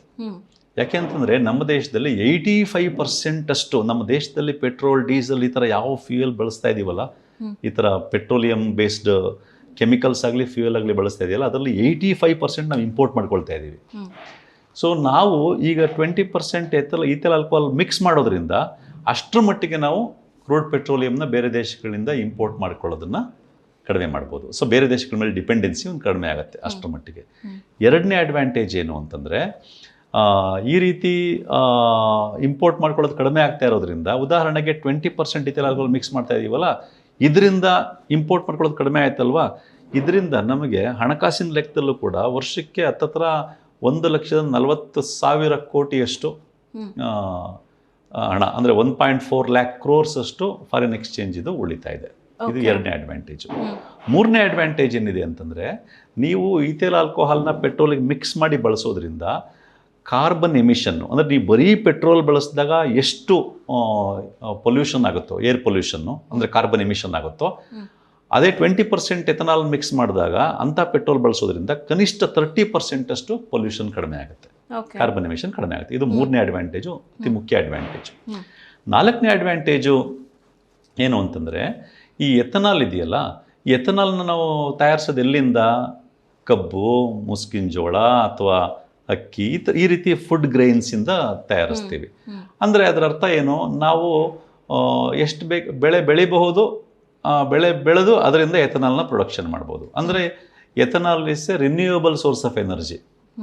ಅಂದರೆ ನಾವು ಬೆಳೆ ಬೆಳೀತಾ ಇರ್ಬೋದು, ಎಥನಾಲ್ ಪ್ರೊಡಕ್ಷನ್ ಮಾಡ್ತಾ ಇರ್ಬೋದು. ಅದೇ ಪೆಟ್ರೋಲು ಅಥವಾ ಡೀಸೆಲ್ ವಿಷಯಕ್ಕೆ ಬಂದಾಗ ಏನಾಗುತ್ತೆ, ಪೆಟ್ರೋಲು, ಡೀಸೆಲ್ ಅಥವಾ ಕ್ರೂಡ್ ಪೆಟ್ರೋಲಿಯಂ ಅಂತೀವಲ್ಲ, ಅದರ ಸೋರ್ಸ್ ಏನಿದೆ ಕ್ರೂಡ್ ಪೆಟ್ರೋಲಿಯಮು, ಅದು ಸಾವಿರ ವರ್ಷಗಳಿಂದ ತಯಾರಾಗಿರ್ತಕ್ಕಂಥದ್ದು. ಈ ಸಮುದ್ರದಲ್ಲಿ ಇರ್ತಕ್ಕಂಥ ಮೀನು, ಪ್ರಾಣಿಗಳು ಮತ್ತು ಸಮುದ್ರ ಸಸ್ಯಗಳ ಕೊಳೆತದಿಂದ ಅಥವಾ ಡಿಕೆಯಿಂದ ತಯಾರಾಗಿರ್ತಕ್ಕಂಥದ್ದು. ಯಾವಾಗ? ಸಾವಿರಾರು ವರ್ಷಗಳಿಂದ. ಅದು ತಯಾರಾಗಲಿಕ್ಕೂ ಸಾವಿರಾರು ವರ್ಷಗಳು ಬೇಕು. ಅದನ್ನು ನಾವು ಸಾವಿರಾರು ವರ್ಷಗಳಲ್ಲಿ ತಯಾರಾಗಿದ್ದನ್ನು ಈ 100-150 ವರ್ಷದಲ್ಲಿ ಖಾಲಿ ಮಾಡಾಕಿದ್ದೀವಿ. ಸುಮಾರು ಖಾಲಿ ಮಾಡಾಕಿದ್ದೀವಿ. ಅದನ್ನ ಪ್ರೊಡಕ್ಷನ್ ಮಾಡೋಕ್ಕೂ ಆಗಲ್ಲ. ಅದು ಖಾಲಿ ಯಾವತ್ತೋ ಒಂದಿನ ಖಾಲಿ ಆಗ್ಬೋದು. ಬಟ್ ಇದು ಖಾಲಿ ಆಗೋ ಥರದ್ದಲ್ಲ. ಬೆಳೆ ಬೆಳೀರಿ, ನೀವು ಎಥನಾಲ್ ಪ್ರೊಡಕ್ಷನ್ ಮಾಡಿ. ಸೊ ರಿನ್ಯೂಯಬಲ್, ಇದೊಂದು ಅಡ್ವಾಂಟೇಜು. ಇನ್ನೊಂದು ಅಡ್ವಾಂಟೇಜ್ ಏನು ಅಂತಂದರೆ, ಎಥನಾಲ್ ಇದು ಮಾಡೋದ್ರಿಂದ, ಎಥನಾಲ್ನ ಬಳಸೋದ್ರಿಂದ ನೀವು ಕಬ್ಬು ಬೆಳೆಯೋ ರೈತರಿಗೆ, ಮುಸ್ಕಿನ ಜೋಳ ಬೆಳೆಯೋ ರೈತರಿಗೆ, ಈ ರೀತಿ ಬೇರೆ ಬೇರೆ ಬೆಳೆಗಳನ್ನ ಬೆಳೆಯೋ ರೈತರಿಗೆ, ಅವರು ಆ ಬೆಳೆಗಳನ್ನ, ಈಗ ಕಬ್ಬನ್ನು ಸಕ್ಕರೆ ಉತ್ಪಾದನೆಗೋಸ್ಕರ ಕಬ್ಬು ಬೆಳೆದು ಬೆಳೆಯೋದ್ರಿಂದ ಎಷ್ಟು ಹಣ ಸಿಗುತ್ತೋ ಅದಕ್ಕಿಂತ ಹೆಚ್ಚಿನ ಮೊತ್ತದ ಹಣ ಇದನ್ನು ಎಥನಾಲಿಗೆ ಬಳಸೋದ್ರಿಂದ ಸಿಗುತ್ತೆ. ರೈತರಿಗೂ ಇದರಿಂದ ಅನುಕೂಲ ಇದೆ. ಇಷ್ಟು ಅನುಕೂಲತೆಗಳು, ಅಡ್ವಾಂಟೇಜ್ಗಳು ಎಥನಾಲ್ ಬಳಸೋದ್ರಿಂದ ಇದೆ. ಓಕೆ, ಈಗ ನೀವೇ ಹೇಳಿದ್ರೆ ಎಥನಾಲ್ ಬಳಸೋದ್ರಿಂದ ಕಾರ್ಬನ್ ಎಮಿಷನ್ ಕಡಿಮೆ ಆಗುತ್ತೆ ಅಂತ, ಅದು ಹೇಗಂತ ಹೇಳ್ಬೋದಾ? ಇದು ಭಾಳ ಇಂಟ್ರೆಸ್ಟಿಂಗ್ ಆದ. ಇದು ಎಥನಾಲ್ನ ನಾವು ಪೆಟ್ರೋಲಿಗೆ ಮಿಕ್ಸ್ ಮಾಡೋದ್ರಿಂದ ಕಾರ್ಬನ್ ಎಮಿಷನ್ ಕಡಿಮೆ ಆಗುತ್ತೆ ಅಂತ ಹೇಳಿದೆ. ಎರಡು ರೀತಿಯಲ್ಲಿ ಕಾರ್ಬನ್ ಎಮಿಷನ್ ಕಡಿಮೆ ಆಗುತ್ತೆ. ಮೊದಲನೇದಾಗಿ ಏನು ಅಂತಂದರೆ, ಈ ಎಥನಾಲ್ ಇದೆಯಲ್ಲ, ಎಥನಾಲ್ನಲ್ಲಿ ಆಕ್ಸಿಜನ್ ಕಂಟೆಂಟ್ ಜಾಸ್ತಿ ಇದೆ, ಆಕ್ಸಿಜನ್ ಪ್ರಮಾಣ ಜಾಸ್ತಿ ಇದೆ. ಈಗ ಪೆಟ್ರೋಲ್ನ ನಾವು ವೆಹಿಕಲಲ್ಲಿ ಬಳಸಿದಾಗ ಪೊಲ್ಯೂಷನ್ ಆಗುತ್ತೆ, ಕಾರ್ಬನ್ ಎಮಿಷನ್ ಆಗುತ್ತೆ ಅನ್ನೋದನ್ನು ಯಾಕೆ ಹೇಳ್ತೀವಿ, ಏನಾಗುತ್ತೆ ಅಂತಂದರೆ, ಈ ಪೆಟ್ರೋಲ್ನಲ್ಲಿ ಇರ್ತಕ್ಕಂಥದ್ದು ಅನೇಕ ಹೈಡ್ರೋಕಾರ್ಬನ್ಸ್ ಇದೆ. ಹೈಡ್ರೋಕಾರ್ಬನ್ಸ್ ಏನಿದೆ ಅದು ಬ್ಯೂಟೇನ್, ಪೆಂಟೇನ್ ಈ ಥರ ಎಲ್ಲ ಕರಿತೀವಿ, ಬೇರೆ ಬೇರೆ ಥರದ್ದು ಇರ್ತವೆ. ಇವುಗಳೆಲ್ಲ ಏನು ಅಂತಂದರೆ highly dangerous green house gases. ಅಂದರೆ ಅವು ಆ ವಾತಾವರಣದಲ್ಲಿ ಜಾಸ್ತಿ ಇದ್ದಷ್ಟು ಕೂಡ ಗ್ಲೋಬಲ್ ವಾರ್ಮಿಂಗ್ ಜಾಸ್ತಿ ಆಗುತ್ತೆ, ಪೊಲ್ಯೂಷನ್, ಅದಕ್ಕೆ ಅದನ್ನ ಗ್ರೀನ್ ಹೌಸ್ ಗ್ಯಾಸಸ್ ಅಂತ ಕರಿತೀವಿ. ಈ ಪೆಟ್ರೋಲ್ನ ನಾವೊಂದು 2 ವೀಲರಲ್ಲೋ ಅಥವಾ ಕಾರ್ ಇದರಲ್ಲೋ ಪೆಟ್ರೋಲ್ ಬರ್ನ್ ಆಗುತ್ತೆ, ಬರ್ನ್ ಆಗೋದ್ರಿಂದ ಎನರ್ಜಿ ರಿಲೀಸ್ ಆಗುತ್ತೆ, ರಿಲೀಸ್ ಆಗಿದ್ದ ಎನರ್ಜಿಯಿಂದ ಎಂಜಿನ್ ಓಡುತ್ತಲ್ವಾ. ಬರ್ನ್ ಆದಾಗ ಹೊಗೆ ಬರುತ್ತೆ, ಹೊಗೆನಲ್ಲಿ ಏನಾಗುತ್ತೆ, ಪೆಟ್ರೋಲು ಎಷ್ಟೋ ಸರಿ ಕಂಪ್ಲೀಟಾಗಿ ಬರ್ನ್ ಆಗಲ್ಲ. ಈಗ ಪೆಟ್ರೋಲ್ ಬರ್ನ್ ಆಗಬೇಕಾದ್ರೆ ಪೆಟ್ರೋಲ್ ಪೈಪಿಂದ ಪೆಟ್ರೋಲ್ ಎಂಟರ್ ಆಗುತ್ತೆ, ದೆನ್ ಏರ್ ಪೈಪಿಂದ ಏರ್ ಎಂಟರ್ ಆಗುತ್ತೆ, ಅಟ್ಮಾಸ್ಫಿಯರಿಕ್ ಏರ್ ಪ್ರೆಸೆನ್ಸಲ್ಲಿ ಅದು ಉರಿಯುವಿಕೆ ನಡೆಯುತ್ತೆ, ಪೆಟ್ರೋಲ್ ಉರಿಯುತ್ತೆ. ಹಂಗಾದಾಗ ಪೆಟ್ರೋಲ್ದು ಹೊಗೆ ಬರುತ್ತೆ. ಆ ಹೊಗೆನಲ್ಲಿ ಪೆಟ್ರೋಲ್ ಕಂಪ್ಲೀಟಾಗಿ ಬರ್ನ್ ಆಗಲ್ಲ, ಪೆಟ್ರೋಲ್ದಿರೋ ಕೆಲವು ಹೈಡ್ರೋಕಾರ್ಬನ್ಸು ಹಾಗೇ ಹೊಗೆ ಜೊತೆ ಈಚೆ ಬರ್ತವೆ. ಹಾಗಾಗಿ ಪೆಟ್ರೋಲ್ ನೀವು ಜಾಸ್ತಿ ಉರಿಸಿದಷ್ಟು ಹೈಡ್ರೋಕಾರ್ಬನ್ಸ್ ಜಾಸ್ತಿ ರಿಲೀಸ್ ಆಗುತ್ತೆ. ಆಮೇಲೆ ಪೆಟ್ರೋಲ್ ಕಂಪ್ಲೀಟಾಗಿ ಉರಿದ್ರೆ ಅದು ಫೈನಲಿ CO2 ಆ್ಯಂಡ್ H2 ಆಗಬೇಕು. ಕಾರ್ಬನ್ ಡೈಆಕ್ಸೈಡ್ ಮತ್ತು ವಾಟರು ಸ್ವಲ್ಪ ನೈಟ್ರೋಜನ್ ಡೈಆಕ್ಸೈಡ್ ಆಗಬೇಕು, ಯಾಕಂದ್ರೆ ನೈಟ್ರೋಜನ್ ಕಂಪೌಂಡ್ಸ್ ಇರೋದ್ರಿಂದ. ಆದರೆ ಸರಿಯಾಗಿ ಬರ್ನ್ ಆಗದಿರೋದ್ರಿಂದ ಏನಾಗುತ್ತೆ ಅಂತಂದರೆ ಈ ಹೈಡ್ರೋಕಾರ್ಬನ್ಸ್ ಜೊತೆಗೆ ಕಾರ್ಬನ್ ಡೈಆಕ್ಸೈಡ್ ಆಗೋದ್ರ ಬದಲು ಕಾರ್ಬನ್ ಮಾನಾಕ್ಸೈಡ್ಗೆ ನಿಂತೋಗಿ ಕಾರ್ಬನ್ ಮಾನಾಕ್ಸೈಡ್ ಕೂಡ ಹೊಗೆಲಿ ಇರುತ್ತೆ. ಸೊ ಪೆಟ್ರೋಲ್ ಗಾಡಿ ನೀವು ಓಡಿಸಿದಾಗ ಅದು ಕಾರ್ ಆಗಲಿ ಬೈಕ್ ಆಗಲಿ ಆ ಹೊಗೆನಲ್ಲಿ ಹೈಡ್ರೋಕಾರ್ಬನ್ಸ್ ಇರುತ್ತೆ, ಕಾರ್ಬನ್ ಮಾನಾಕ್ಸೈಡ್ ಇರುತ್ತೆ, ಹೈಲಿ ಡೇಂಜರಸ್ ಕಾರ್ಬನ್ ಮಾನಾಕ್ಸೈಡು, ಮತ್ತು ಈವನ್ ನೈಟ್ರಿಕ್ ಆಕ್ಸೈಡ್ ಇರುತ್ತೆ. ಸೊ ಹೀಗೆ ನಾವು ಪೆಟ್ರೋಲ್ ಹೆಚ್ಚೆಚ್ಚು ಬರ್ನ್ ಮಾಡಿದಷ್ಟು ಪೊಲ್ಯೂಷನ್ ಜಾಸ್ತಿ ಆಗ್ತಾ ಇರುತ್ತೆ. ಆದರೆ ಈಥೈಲ್ ಆಲ್ಕೋಹಾಲ್ನ ಮಿಕ್ಸ್ ಮಾಡಿದಾಗ ಏನಾಗುತ್ತೆ, ಈಥೈಲ್ ಆಲ್ಕೋಹಾಲ್ನಲ್ಲಿ ಆಕ್ಸಿಜನ್ ಜಾಸ್ತಿ ಇದೆ. ಅಂದರೆ 35% ಆಲ್ಕೋಹಾಲ್ ಇದೆ, ಆಕ್ಸಿಜನ್ ಜಾಸ್ತಿ, 35% ಆಕ್ಸಿಜನ್ ಇದೆ ಈಥೈಲ್ ಆಲ್ಕೋಹಾಲ್ನಲ್ಲಿ. ಹಾಗಾಗಿ ಏನಾಗುತ್ತೆ, ನೀವು ಈಥೈಲ್ ಆಲ್ಕೋಹಾಲ್ನ ಪೆಟ್ರೋಲ್ಗೆ ಮಿಕ್ಸ್ ಮಾಡಿದಾಗ ಈಥೈಲ್ ಆಲ್ಕೋಹಾಲ್ ಇರ್ತಕ್ಕಂಥ ಆಕ್ಸಿಜನ್ ಏನಿದೆ, ಹೆಚ್ಚಿನ ಪ್ರಮಾಣದ ಆಕ್ಸಿಜನ್ ಏನಿದೆ 35%, ಪೆಟ್ರೋಲಲ್ಲಿ ಆಕ್ಸಿಜನ್ ಆಲ್ಮೋಸ್ಟ್ ಇಲ್ಲ ಅಂತ ಹೇಳ್ಬೋದು. ಇಲ್ಲಿ 35% ಆಕ್ಸಿಜನ್ ಇರುತ್ತಲ್ವ, ಈ ಹೆಚ್ಚಿನ ಕ್ವಾಂಟಿಟಿ ಆಕ್ಸಿಜನ್ ಇರೋದ್ರಿಂದ ಅದು ಪೆಟ್ರೋಲ್ ಕಂಪ್ಲೀಟ್ ಕಂಬಸ್ಟನ್ ಆಗಲಿಕ್ಕೆ, ಕಂಪ್ಲೀಟ್ ಬರ್ನ್ ಆಗಲಿಕ್ಕೆ ಸಹಾಯ ಮಾಡುತ್ತೆ. ಆಗೇನಾಗುತ್ತೆ, ಪೆಟ್ರೋಲ್ನಲ್ಲಿರ್ತಕ್ಕಂಥ ಹೈಡ್ರೋಕಾರ್ಬನ್ಸ್ ಕಂಪ್ಲೀಟ್ ಬರ್ನ್ ಆಗುತ್ತೆ. ಸೊ ಹೈಡ್ರೋಕಾರ್ಬನ್ಸು ಬರ್ನ್ ಆಗದೇನೆ ಹೈಡ್ರೋಕಾರ್ಬನ್ಸ್ ಆಗೇನೆ ಹೊರಗಡೆ ರಿಲೀಸ್ ಆಗೋದು ಕಡಿಮೆ ಆಗುತ್ತೆ. ಮತ್ತು ಇದರಲ್ಲಿರೋ ಹೆಚ್ಚಿನ ಮಟ್ಟದ ಆಕ್ಸಿಜನ್ ಏನು ಮಾಡುತ್ತೆ, ಕಾರ್ಬನ್ ಮಾನಾಕ್ಸೈಡ್ನ ಕಾರ್ಬನ್ ಡೈಆಕ್ಸೈಡಾಗಿ ಕನ್ವರ್ಟ್ ಮಾಡುತ್ತೆ. ಹಾಗಾಗಿ ಕಾರ್ಬನ್ ಮಾನಾಕ್ಸೈಡು ಕೂಡ ರಿಲೀಸ್ ಆಗೋದು ಕಡಿಮೆ ಆಗುತ್ತೆ, ನೈಟ್ರಿಕ್ ಆಕ್ಸೈಡ್ನ ನೈಟ್ರೋಜನ್ ಡೈಆಕ್ಸೈಡಾಗಿ ಕನ್ವರ್ಟ್ ಮಾಡುತ್ತೆ. ಸೊ ಹಾಗಾಗಿ ನೀವು 20% ಈಥೈಲ್ ಆಲ್ಕೋಹಾಲ್ನ ಪೆಟ್ರೋಲಿಗೆ ಮಿಕ್ಸ್ ಮಾಡಿದಾಗ ಇದರಲ್ಲಿರೋ ಹೆಚ್ಚಿನ ಪ್ರಮಾಣದ ಆಕ್ಸಿಜನ್ನು ಪೆಟ್ರೋಲ್ನ ಕಂಪ್ಲೀಟ್ ಕಂಬಸ್ಟನ್ಗೆ ಸಹಾಯ ಮಾಡೋದ್ರಿಂದ, ಕಂಪ್ಲೀಟ್ ಬರ್ನಿಂಗ್ಗೆ ಸಹಾಯ ಮಾಡೋದ್ರಿಂದ 20% ಈಥೈಲ್ ಆಲ್ಕೋಹಾಲ್ ಮಿಕ್ಸ್ ಮಾಡಿದಾಗ, ಅಥವಾ ಇನ್ನೊಂದು ರೀತಿ ಹೇಳಬೇಕು ಅಂತಂದರೆ ನೀವೇನೂ ಮಿಕ್ಸ್ ಮಾಡದೆ ಬರೀ ಪೆಟ್ರೋಲ್ ಹಾಕಿ ಗಾಡಿ ಓಡಿಸಿದಾಗ ಎಷ್ಟು ಹೈಡ್ರೋಕಾರ್ಬನ್ಸು, ಎಷ್ಟು ಕಾರ್ಬನ್ ಮಾನಾಕ್ಸೈಡು ಈ ಥರ ರಿಲೀಸ್ ಆಗುತ್ತೋ ಅಟ್ಮಾಸ್ಫಿಯರ್ಗೆ, ಅದಕ್ಕಿಂತ 30% ಆದರೂ ಮಿನಿಮಮ್ 30% ಅಷ್ಟು ಕಡಿಮೆ ಮಟ್ಟದ, ಕಡಿಮೆ ಕ್ವಾಂಟಿಟಿಯ ಹೈಡ್ರೋಕಾರ್ಬನ್ಸು, ಕಾರ್ಬನ್ ಮಾನಾಕ್ಸೈಡು ಅಟ್ಮಾಸ್ಫಿಯರ್ ರಿಲೀಸ್ ಆಗುತ್ತೆ. ಸೊ ಇದು ಒಂದು ರೀತಿ ಏನು ಈಥೈಲ್ ಆಲ್ಕೋಹಾಲ್ನ ಮಿಕ್ಸ್ ಮಾಡೋದ್ರಿಂದ ಒಟ್ಟು ಏನು ಕಾರ್ಬನ್ ಎಮಿಷನ್ ಏನಾಗುತ್ತೋ ಪೆಟ್ರೋಲಲ್ಲಿ ಅದು ಕನಿಷ್ಠ 30% ಡೌನ್ ಆಗುತ್ತೆ. ಎರಡನೇ ರೀತಿ ಹೇಗೆ ಅಂತಂದರೆ ನೋಡಿ, ನೀವು ಪೆಟ್ರೋಲ್ನ ಬರ್ನ್ ಮಾಡಿದಾಗ ಏನಾಗುತ್ತೆ, ಪೆಟ್ರೋಲ್ ಬರ್ನ್ ಆದಷ್ಟು ಇಮ್ಯಾಜಿನ್ ಮಾಡ್ಕೊಳ್ಳೋಣ, ಎಲ್ಲನೂ ಕಾರ್ಬನ್ ಡೈಆಕ್ಸೈಡ್ ವಾಟರ್ ಕನ್ವರ್ಟ್ ಆಯಿತು ಅಂತ. ಸೊ ಕಾರ್ಬನ್ ಡೈಆಕ್ಸೈಡ್ ರಿಲೀಸ್ ಆಗ್ತಾ ಇರುತ್ತೆ ವಾತಾವರಣಕ್ಕೆ. ಕಾರ್ಬನ್ ಡೈಆಕ್ಸೈಡ್ ಕೂಡ ಗ್ರೀನ್ ಹೌಸ್ ಗ್ಯಾಸೇನೆ, ಅದು ಡೇಂಜರಸ್ಸು. ಸೊ ಈ ಪೆಟ್ರೋಲ್ನ ನೀವು ಬರ್ನ್ ಮಾಡಿದಷ್ಟು ಏನಾಗುತ್ತೆ, ಪೆಟ್ರೋಲ್ ತಯಾರಾಗಿದ್ದು ಸಾವಿರಾರು ವರ್ಷಗಳಿಂದ, ಅಂಥ ಪೆಟ್ರೋಲ್ ನೀವು ಬರ್ನ್ ಮಾಡಿದಾಗ ಅದ್ರಲ್ಲಿ ರಿಲೀಸ್ ಆಗೋ carbon dioxide additional carbon dioxide ವಾತಾವರಣಕ್ಕೆ. ಪೆಟ್ರೋಲ್ ಬರ್ನ್ ಮಾಡಿದಷ್ಟು ಕಾರ್ಬನ್ ಡೈಆಕ್ಸೈಡ್ ಕ್ವಾಂಟಿಟಿ ಜಾಸ್ತಿ ಆಗ್ತಾ ಇರುತ್ತೆ ವಾತಾವರಣದಲ್ಲಿ. ಆದರೆ ಈಥೈಲ್ ಆಲ್ಕೋಹಾಲ್ ಏನು ಮಾಡುತ್ತೆ, ಈಥೈಲ್ ಆಲ್ಕೋಹಾಲ್ನ ಪೆಟ್ರೋಲ್ ಮಿಕ್ಸ್ ಮಾಡಿದಾಗ ಈಥೈಲ್ ಆಲ್ಕೋಹಾಲು ಬರ್ನ್ ಆಗುತ್ತೆ ಪೆಟ್ರೋಲ್ ಅಲ್ವಾ, ಅದು ಕೂಡ ಬರ್ನ್ ಆದಾಗ ಕಾರ್ಬನ್ ಡೈಆಕ್ಸೈಡ್ ಆಗಿ ಕನ್ವರ್ಟ್ ಆಗುತ್ತೆ, ಕಾರ್ಬನ್ ಡೈಆಕ್ಸೈಡ್ ವಾಟರ್ ಮಾಲಿಕ್ಯೂಲ್ ಆಗಿ. ಆದರೆ ಈಥೈಲ್ ಆಲ್ಕೋಹಾಲ್ ಬರ್ನ್ ಆದಾಗ ಏನು ಕಾರ್ಬನ್ ಡೈಆಕ್ಸೈಡ್ ರಿಲೀಸ್ ಆಗುತ್ತೋ ಅದು ವಾತಾವರಣಕ್ಕೆ ಅಡಿಷನಲ್ ಆದ ಕಾರ್ಬನ್ ಡೈಆಕ್ಸೈಡ್ನೇನು ರಿಲೀಸ್ ಮಾಡಲ್ಲ. ಅಂದರೆ ಉದಾಹರಣೆಗೆ ಯಾವ ರೀತಿ ಹೇಳ್ಬೋದು ಅಂತಂದರೆ, ಈಗ ಬ್ರೆಜಿಲ್ನಲ್ಲಿ ಫ್ಲೆಕ್ಸಿ ಕಾರ್ಸ್ ಇದೆ, ಅಂದರೆ 100% ಎಥನಾಲ್ ಮೇಲೆ ಓಡೋ ಕಾರ್ಗಳಿದೆ. ಉದಾಹರಣೆಗೆ ನೀವು 1 ಲೀಟ್ರ್ ಫುಲ್ ಎಥನಾಲ್ನೇ ಬರ್ನ್ ಮಾಡ್ತೀರಾ ಕಾರ್ ಒಳಗಡೆ. ಎಥನಾಲ್ ಬರ್ನ್ ಮಾಡಿದಾಗ ಕಾರ್ಬನ್ ಡೈಆಕ್ಸೈಡ್ ರಿಲೀಸ್ ಆಗುತ್ತೆ. ಆ ರಿಲೀಸ್ ಆದ ಕಾರ್ಬನ್ ಡೈಆಕ್ಸೈಡ್ ವಾತಾವರಣದಲ್ಲಿ ಕಾರ್ಬನ್ ಡೈಆಕ್ಸೈಡ್ ಮಟ್ಟವನ್ನೇನು ಜಾಸ್ತಿ ಮಾಡಲ್ಲ. ಯಾಕೆ ಅಂತಂದರೆ ನಮಗೆ ಎಥನಾಲ್ ಬರೋದು ಎಲ್ಲಿಂದ? ಸಸ್ಯಗಳಿಂದ ಅಲ್ವಾ. ಈ ಸಸ್ಯಗಳು ತಾವು ಫೋಟೋಸಿಂಥೆಸಿಸ್ ಮಾಡುವಾಗ, ಆಹಾರವನ್ನು ಉತ್ಪಾದನೆ ಮಾಡಿಕೊಳ್ಳುವಾಗ ಫೋಟೋಸಿಂಥೆಸಿಸ್ ಪ್ರಕ್ರಿಯೆ ನಡೆಯುತ್ತಲ್ಲ, ಆಗ ವಾತಾವರಣದಿಂದ ಕಾರ್ಬನ್ ಡೈಆಕ್ಸೈಡ್ನ ಅಬ್ಸಾರ್ಬ್ ಮಾಡ್ಕೊಳ್ತೇವೆ. ಯಾವ ವಾತಾವರಣದಿಂದ ಯಾವ ಕಾರ್ಬನ್ ಡೈಆಕ್ಸೈಡ್ನ ಅಬ್ಸಾರ್ಬ್ ಮಾಡ್ಕೊಳ್ತಾವೋ ಸೇಮ್ ಕಾರ್ಬನ್ ಡೈಆಕ್ಸೈಡು ಅದೇ ಎಥನಾಲ್ನ ನೀವು ಉರಿಸಿದಾಗ ರಿಲೀಸ್ ಆಗುತ್ತೆ. ಸೊ ಹಾಗಾಗಿ ಎಥನಾಲ್ನ ಮಿಕ್ಸ್ ಮಾಡೋದ್ರಿಂದ ಕಾರ್ಬನ್ ಡೈಆಕ್ಸೈಡ್ ಲೆವೆಲಲ್ಲಿ ಯಾವ ವ್ಯತ್ಯಾಸ ಆಗಲ್ಲ, ಇದ್ದಷ್ಟೇ ಹೆಚ್ಚು ಕಡಿಮೆ ಇರುತ್ತೆ. ಮತ್ತು ಎಥನಾಲ್ನಲ್ಲಿ ಹೆಚ್ಚಿನ ಮಟ್ಟದ ಆಕ್ಸಿಜನ್ ಇರೋ ಕಾರಣಕ್ಕೆ ಪೆಟ್ರೋಲಲ್ಲಿರುವ ಹೈಡ್ರೋಕಾರ್ಬನ್ ಆಗಲಿ ಕಾರ್ಬನ್ ಮೊನಾಕ್ಸೈಡ್ ಆಗಲಿ ರಿಲೀಸ್ ಆಗೋದು ಕನಿಷ್ಠ 30% ಡೌನ್ ಆಗುತ್ತೆ. ಇನ್ ದಿಸ್ ವೇ ಈ ಥರ ಎರಡು ರೀತಿಯಲ್ಲಿ ಎಥನಾಲ್ನ ಬಳಸೋದ್ರಿಂದ ಮಿಕ್ಸ್ ಮಾಡೋದ್ರಿಂದ ಪೆಟ್ರೋಲ್ಗೆ ನಮಗೆ ಕಾರ್ಬನ್ ಎಮಿಷನ್ ಕಡಿಮೆ ಆಗುತ್ತೆ. ಒಟ್ಟಾರೆಯಾಗಿ ಎರಡು ಕಾರಣಗಳಿಂದ 20% ಎಥನಾಲ್ ನಾವೇನು ಈಗ ನಮ್ಮ ದೇಶದಲ್ಲಿ ಮಿಕ್ಸ್ ಮಾಡ್ತಾ ಇದ್ದಾರೆ, ಇದರಿಂದ ಪೆಟ್ರೋಲ್ ಬಳಕೆಯಿಂದ ಆಗ್ತಾ ಇರ್ತಕ್ಕಂಥ ಪೊಲ್ಯೂಷನಲ್ಲಿ ಕನಿಷ್ಠ 30 to 35% ಕಡಿಮೆ ಆಗುತ್ತೆ. ಓಕೆ, ಈಗ ಎಥನಾಲ್ ಬಳಕೆಯಿಂದ ಇಷ್ಟೊಂದು ಅನುಕೂಲಗಳಾಗತ್ತೆ ಅಂತ ಹೇಳಿದ್ರೆ, ಹಾಗಿದ್ರೆ ಅನಾನುಕೂಲಗಳು ಏನು ಇಲ್ವಾ ಅಂತ ಇದನ್ನು ಬಳಸೋದ್ರಿಂದ? ಅನಾನುಕೂಲಗಳು ಇದೆ, ಎರಡು ಮುಖ್ಯ ಅನಾನುಕೂಲಗಳಿದೆ. ಒಂದೇನು ಅಂತಂದರೆ, ಈಗ ಎಥನಾಲ್ನ ನಾವು ಪ್ರೊಡಕ್ಷನ್ ಮಾಡೋದು ಯಾವುದರಿಂದ? ಕಬ್ಬು, ಮುಸ್ಕಿನ ಜೋಳ ಈ ರೀತಿಯ ಬೆಳೆಗಳಿಂದ ಪ್ರೊಡಕ್ಷನ್ ಮಾಡ್ತೀವಿ. ಆದರೆ ಇದರಲ್ಲಂತೂ ಮುಖ್ಯವಾಗಿ ಕಬ್ಬಿಂದ ಜಾಸ್ತಿ ಮಾಡ್ತೀವಿ, ಮುಸ್ಕಿನ ಜೋಳದಿಂದನೂ ಮಾಡ್ತೀವಿ. ಇಲ್ಲೇನಾಗ್ತಾ ಇದೆ ಅಂತಂದರೆ, ಉದಾಹರಣೆಗೆ ನೀವು ಕಬ್ಬಿಂದ ಎಥನಾಲ್ ಪ್ರೊಡಕ್ಷನ್ ಮಾಡ್ತೀರಾ ಅಂತ ಅಂದ್ಕೊಳ್ಳಿ. 1 ಲೀಟ್ರ್ ಎಥನಾಲ್ ಪ್ರೊಡಕ್ಷನ್ ಮಾಡೋಕ್ಕೆ ಎಷ್ಟು ಕಬ್ಬು ಬೆಳಿಬೇಕೋ ಆ ಕಬ್ಬಿಗೆ ನೀರು ತುಂಬ ಬೇಕಲ್ವಾ? 1 ಲೀಟ್ರ್ ಎಥನಾಲ್ ಪ್ರೊಡಕ್ಷನ್ ಮಾಡೋ ಅಷ್ಟೊತ್ತಿಗೆ ಕಬ್ಬನ್ನು ಬಳಸಿ ನೀವಲ್ಲಿ ಕನಿಷ್ಠ 3,000 to 4,000 ಲೀಟ್ರ್ ನೀರು ಖರ್ಚು ಮಾಡಿರ್ತೀರ.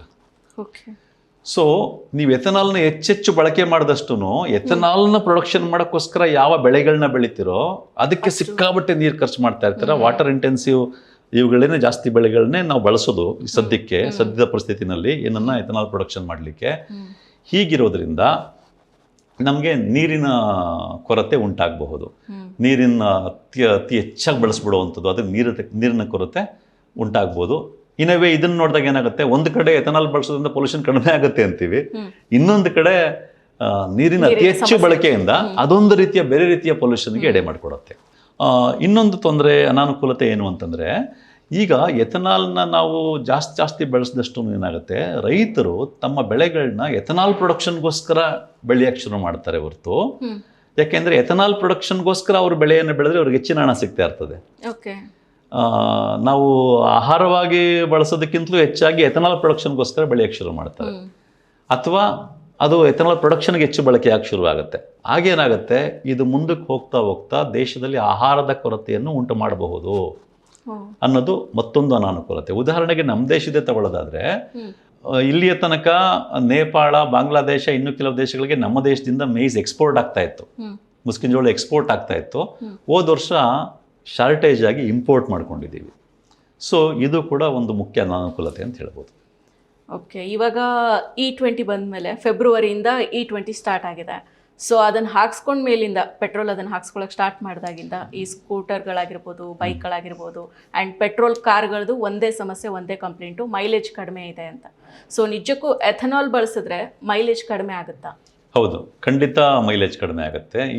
ಇದು ಕೂಡ ಒನ್ ಆಫ್ ದ ಡ್ರಾಬ್ಯಾಕ್ಸ್ ಅಂತಲೂ ಹೇಳಬಹುದು ಒಂದು ಮಟ್ಟಕ್ಕೆ. ಮೇಜರ್ ಡ್ರಾಬ್ಯಾಕ್ ಅಂತ ಅಲ್ಲದೆ ಹೋದ್ರೂ ಒನ್ ಆಫ್ ದ ಡ್ರಾಬ್ಯಾಕ್ಸ್ ಅಂತ ಹೇಳ್ಬೋದು.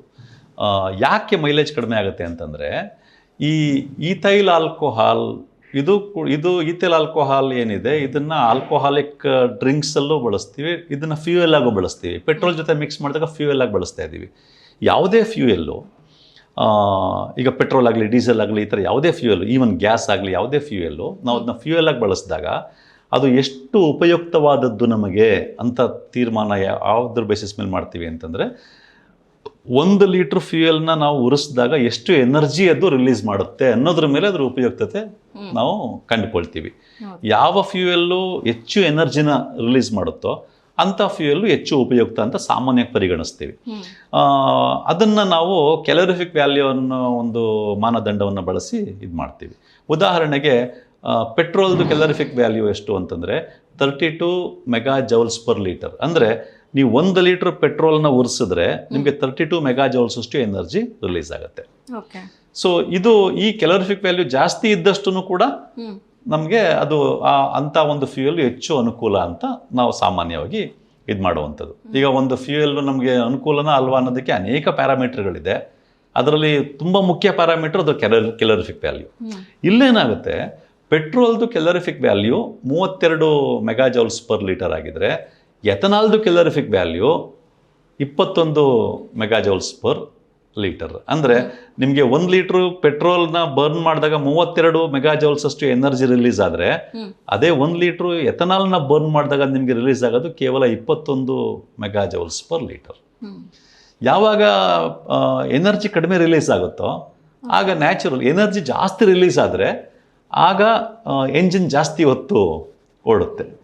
ಹಾಗಾಗಿ ಈ ಪೆಟ್ರೋಲ್ ಬಳಸಿದಾಗ 1 ಲೀಟ್ರ್ ಪೆಟ್ರೋಲ್ಗೆ ಯಾವುದಾದ್ರೂ ವೆಹಿಕಲ್ಲು 1 ಲೀಟ್ರ್ ಪೆಟ್ರೋಲ್ ಹಾಕಿ ಓಡಿಸ್ತೀರ ವೆಹಿಕಲ್ನ 1 ಲೀಟ್ರಿಗೆ ಉದಾಹರಣೆಗೆ 40 ಕಿಲೋಮೀಟ್ರ್ ಮೈಲೇಜ್ ಕೊಡುತ್ತೆ ಅಂದ್ಕೊಳ್ಳೋಣ ಯಾವುದೋ ಬೈಕ್. ಅದೇ ಬೈಕ್ನ 1 ಲೀಟ್ರು ಎಥನಾಲ್ ಹಾಕಿ ಓಡಿಸ್ತೀರಿ ಅಂತ ಅಂದ್ಕೊಳ್ಳಿ. ಅಕಸ್ಮಾತ್ ಎಥನಾಲ್ ಹಾಕಿ ಓಡಿಸುವಂಥ ಬೈಕು ಈಗ ಬ್ರೆಜಿಲೆಲ್ಲ ಕಾರ್ಗಳಿದೆ ಆ ಥರದ್ದು 100% ಎಥನಾಲಲ್ಲಿ ಓಡುವಂಥವು. ಸೊ 100% ಎಥನಾಲ್ 1 ಲೀಟ್ರ್ ಎಥನಾಲ್ ಹಾಕಿ ಓಡಿಸ್ತೀರಿ. ಆಗೇನಾಗುತ್ತೆ ಅಂತಂದರೆ ನಿಮಗೆ ಪೊಲ್ಯೂಷನ್ ಕಡಿಮೆ ಆಗುತ್ತೆ, ಅವೆಲ್ಲ ನಿಜ. ಆದರೆ ನಿಮಗೆ ಮೈಲೇಜು 40 ಕಿಲೋಮೀಟ್ರ್ ಕೊಡಲ್ಲ 1 ಲೀಟ್ರ್ ಎಥನಾಲ್ ಓಡಿಸಿದಾಗ. ಅದೊಂದು 32 ಕಿಲೋಮೀಟ್ರು 31 ಕಿಲೋಮೀಟ್ರು ಈ ರೀತಿ ಕೊಡಬಹುದು. ಯಾಕೆ ಅಂತಂದರೆ ಎಥನಾಲ್ದು ಕ್ಯಾಲರಿಫಿಕ್ ವ್ಯಾಲ್ಯೂ ಕಡಿಮೆ, ಎನರ್ಜಿ ರಿಲೀಸ್ ಮಾಡೋದು ಕಡಿಮೆ. ಸೊ ಹೀಗಿರೋದ್ರಿಂದ 20% ಎಥನಾಲ್ನ ಮಿಕ್ಸ್ ಮಾಡಿ ಏನಿವತ್ತು ಎಲ್ಲ ಕಡೆ ಪೆಟ್ರೋಲ್ ಸಿಗ್ತಾ ಇದೆ, ಈ ಪೆಟ್ರೋಲ್ನೇ ಬಳಸ್ತಾ ಇರೋದು ಎಲ್ಲ 2 ವೀಲರ್ಸು ಮತ್ತು ಕಾರ್ಗಳು, ಪೆಟ್ರೋಲ್ ಕಾರ್ಗಳೆಲ್ಲ. ಆ ಮೈಲೇಜು ಸಾಮಾನ್ಯವಾಗಿ ಹತ್ರ 6%, 5ರಿಂದ 6% ಅಷ್ಟು ಮೈಲೇಜ್ ಡೌನ್ ಆಗಿದೆ ಎಲ್ಲ ವೆಹಿಕಲ್ದು. ಮಿನಿಮಮ್ 5ರಿಂದ 6% ಅಷ್ಟು ಮೈಲೇಜ್ ಡೌನ್ ಆಗಿದೆ ಈ ಕಾರಣಕ್ಕೆ. ಇದು ಹೆಂಗೆ ನಮಗೆ ಎಫೆಕ್ಟ್ ಮಾಡುತ್ತೆ ಅಂತಂದರೆ, ಈಗ ನೋಡಿ ಉದಾಹರಣೆಗೆ ನಿಮ್ಮ ಹತ್ರ ಒಂದು ಪೆಟ್ರೋಲ್ ಕಾರ್ ಇದೆ, ಅದು 1 ಲೀಟ್ರ್ ಪೆಟ್ರೋಲ್ಗೆ 15 ಕಿಲೋಮೀಟ್ರ್ ಮೈಲೇಜ್ ಕೊಡ್ತಾ ಇರುತ್ತೆ.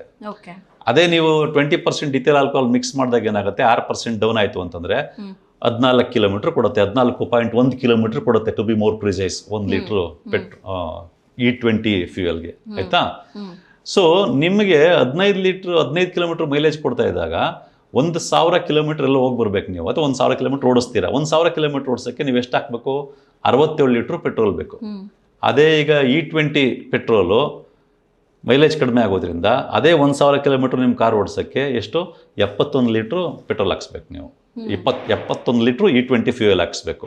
ಅಂದರೆ ಪ್ರತಿ 1000 ಕಿಲೋಮೀಟ್ರು ನೀವು ಓಡಿಸ್ಬೇಕು ಅಂತಂದರೆ 400 ರೂಪಾಯಿ, 4 litre extra, 4 litre extra petrol ಅಂತಂದರೆ 400 ರೂಪಾಯಿ ಈಗಿನ ರೇಟಲ್ಲಿ.